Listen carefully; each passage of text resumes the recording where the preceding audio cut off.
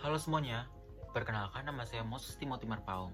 Saya dari kelas 12 Otomasi 4. Di video kali ini, saya ingin menjelaskan kembali apa yang sudah saya catat dalam video cara membuat program PLC. Jadi, judul dari video kali ini adalah logika dan sekuensial. Kenapa logika? Karena input yang ada di dalam program tersebut itu ada yang mengandung logika. Jadi kita harus menggunakan logika kita dalam membuat input. Dan yang kedua, kenapa judulnya sekuensial? Karena sekuensial tersendiri yang artinya program-program tersebut berjalan sesuai urutannya atau berurutan. Jadi semua mesin-mesin di pabrik PT semua berjalan secara berurutan. Oke, lanjut ke pembahasan yang pertama, yaitu diagram sekuensial. Di sini ada input 1 logika. Jadi input 1 ini mengandung logika seperti AND, OR, NAND, NOR, dan SOR. Jadi input 1 ini setelah dia diberikan logika seperti AND, OR, NOR, SOR, itu output 1 akan bergerak sesuai dengan logikanya. Selanjutnya di output 2 dia juga membutuhkan logika. Logikanya seperti yang tadi, AND, OR, NAND, NOR, dan SOR. Setelah misalnya di input 2 itu kita gunakan SOR, jadi output yang kedua akan berjalan sesuai dengan input 2, yaitu SOR. Dan yang terakhir ada input 3. Jadi input 3 ini seperti yang saya tulis itu adalah untuk mereset sistem. Jadi dia akan berjalan sesuai logika tertentu. Lanjut ke materi pembahasan yang kedua, yaitu logika.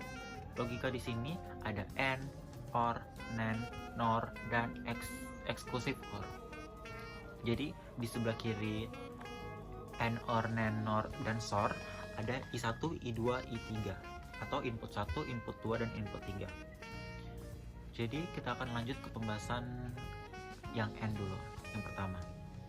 Jadi jika input AND inputnya aktif, maka outputnya juga akan aktif.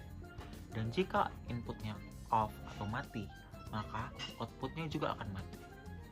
Untuk logika yang kedua yaitu OR. OR sendiri artinya dalam bahasa Indonesia adalah atau. Jadi kita akan pasang di program secara seri. OR sendiri yang artinya jika satu atau lebih dari input yang on atau menyala, maka outputnya juga akan menyala. Selanjutnya ada NAND atau not AND. Jadi not AND sendiri adalah kebalikan dari AND. Artinya ini jika ada output yang mati, maka inputnya tersebut adalah aktif. Dan selanjutnya ada NOR. NOR sendiri juga kebalikan dari OR atau not OR, juga sama kebalikannya. Selanjutnya ada yang terakhir ada SOR atau exclusive OR.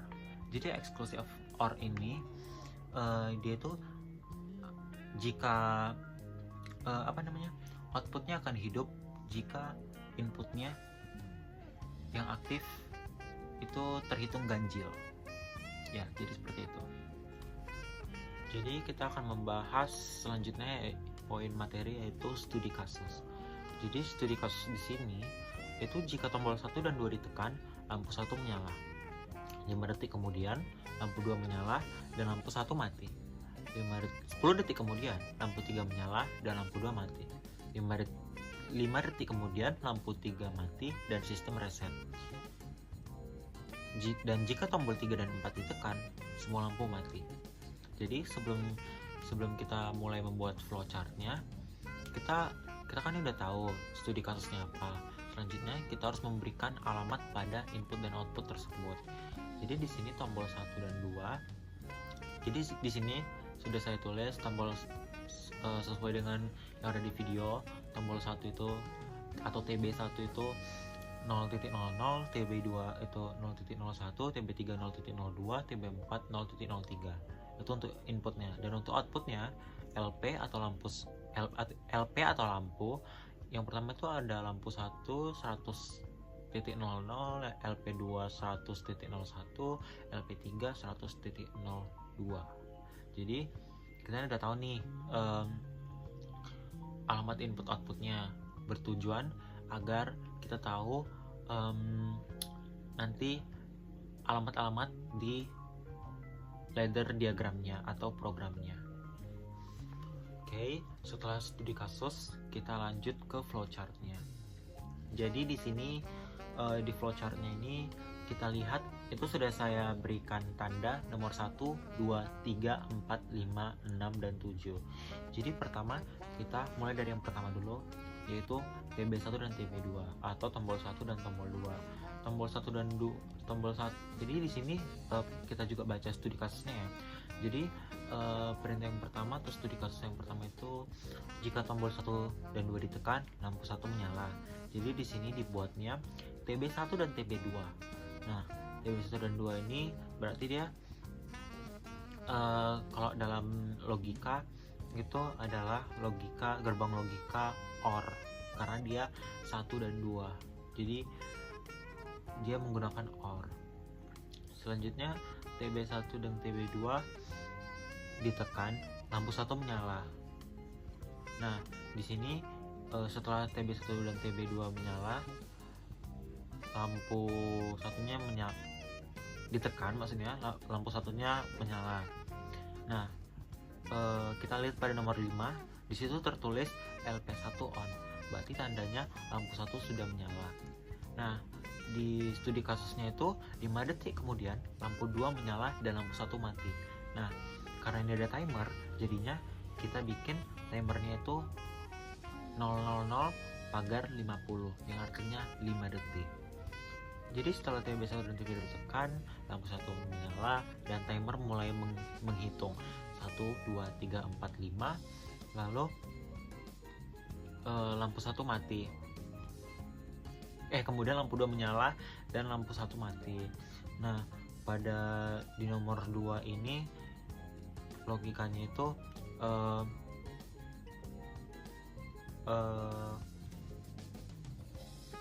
oke, karena tadi kan timer 5 detiknya sudah nyala. Lalu setelah dia nyala, maka di nomor 2 itu di yang T000 itu tuh dia itu kontaknya aktif. Selanjutnya kalau ini sudah aktif, dia akan lanjut ke, bisa dilihat nomor 6 ya. Karena di sini kan 5 detik kemudian lampu udah menyala dan lampu 1 mati. Jadi setelah T00 itu kita lanjut ke yang nomor 6.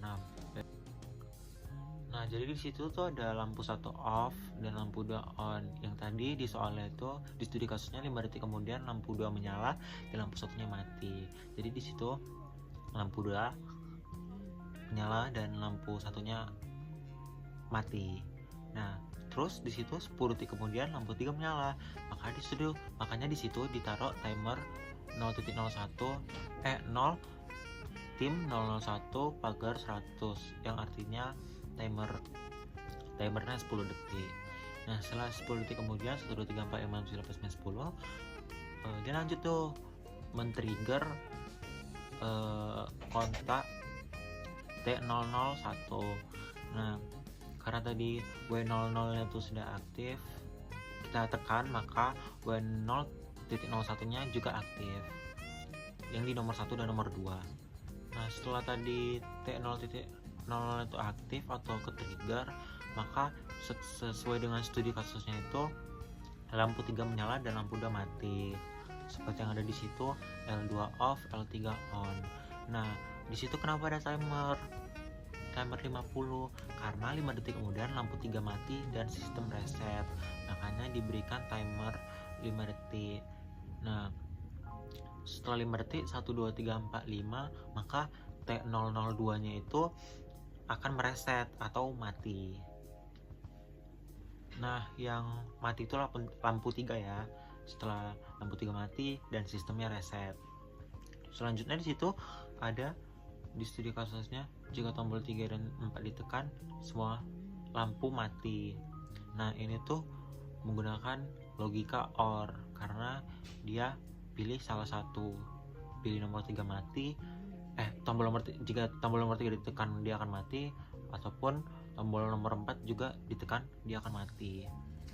Makanya di situ setelah T002 nya itu aktif, maka W003 itu akan men-trigger dan sistemnya akan reset. Semua lampu akan mati. Nah, selanjutnya kita lanjut ke diagram I/O-nya. Jadi di situ tuh sudah jelas ya kalau tombol 1 masuk ke 00, tombol 2 masuk ke 01, tombol 3 masuk ke 02, tombol 4 masuk ke 03. Nah, selanjutnya untuk pengeluarannya atau outputnya ada COM, ada lampunya ke 00, ada yang ke 01, ada yang ke 02, seperti itu. Selanjutnya kita masuk ke program PLC atau ladder diagram. Jadi di sini di bagian nomor 1 itu ada TB1, TB2, TB3, TB4, W0, 03 dan W0.00. Jadi kita lihat pada flowchart yang pertama yang sudah saya urutkan dari 1 2 3 4 5 6 7. Di situ kita masuk yang pertama. Di situ kan TB1 dan TB2. Jadi TB1 dan TB2 ini dipasang dengan logika N ya, karena dia tuh harus dua-duanya gitu. Jadi tombol 1 dan tombol 2 ditekan. Karena kalau satu aja ditekan dia tidak bisa. Selanjutnya di situ ada jika tombol 1 dan tombol 2 ditekan, maka dia akan mengaktifkan W00. Nah, terus di situ kenapa TB3 dan TB4-nya dipasang secara seri? Karena kita menggunakan logika NOR atau not OR. Makanya di situ jadi jika TB3 atau TB4 salah satu kali ditekan, maka semua lampu akan mati atau reset, atau bisa kita bilang dengan reset, dan W0.00 nya akan mereset semuanya. Lanjut ke bagian yang 2 pada program PLC nya. Jadi di situ ada T00. Kita juga lihat pada flowchart kita yang di nomor 2, T00 akan mengaktifkan W0.01. Tapi dia itu harus ada syaratnya. Syaratnya adalah W00 nya tuh harus aktif dulu. Makanya di situ sudah ada tanda panahnya. Jika W00 yang di nomor 1 ini hidup, maka dia akan men-trigger kontak si W00 yang ada di nomor di flowchart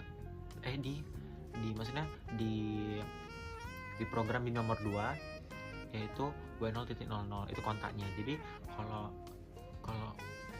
W0.01 di nomor 1 itu aktif, maka kontak W0.00 di nomor 2, di program nomor 2 itu akan hidup, sehingga W0.01 nya aktif. Makanya di situ diberi panah ya. Jadi kalau W00 nya aktif, yang di kontaknya juga aktif. Terus kalau misalnya W0.01 nya aktif, maka kontak W0.01 nya aktif. Jadi seperti itu ya. Lanjut kita ke program yang nomor 3 ya.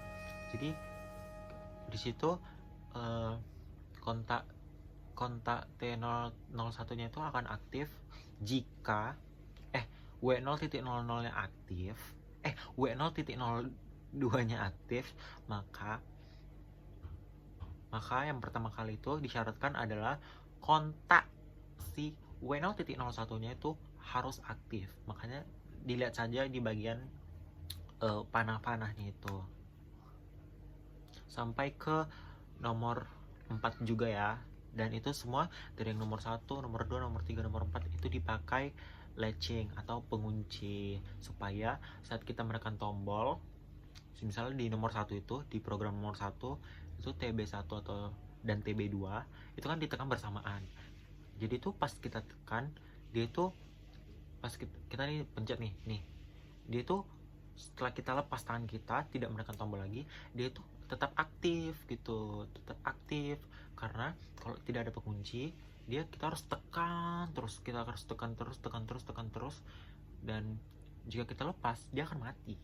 Jadi kalau kita pakai pengunci, jika kita tekan, maka setelah kita lepas, dia akan tetap aktif atau hidup, seperti itu ya.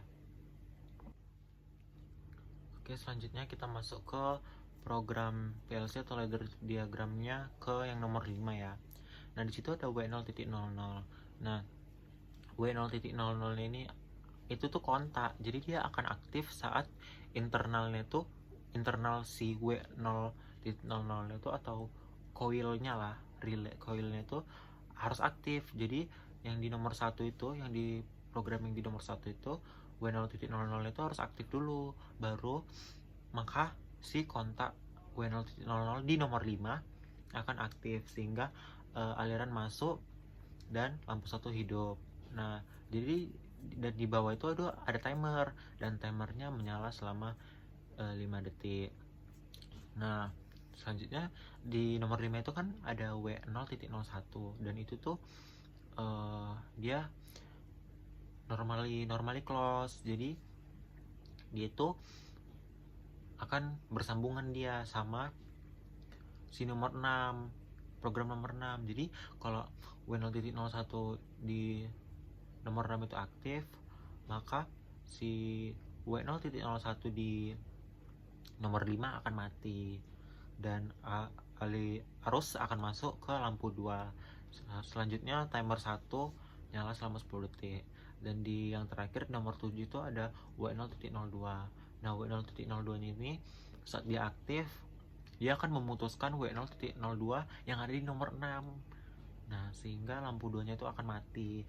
Selanjutnya di nomor 7 itu kan W0.02 nya aktif, dia masuk ke lampu 3, dan lampu 3 menyala, dan timer nomor 2 menyala selama 5 detik. Sekian video pembahasan saya pada kali ini. Terima kasih dan sampai jumpa.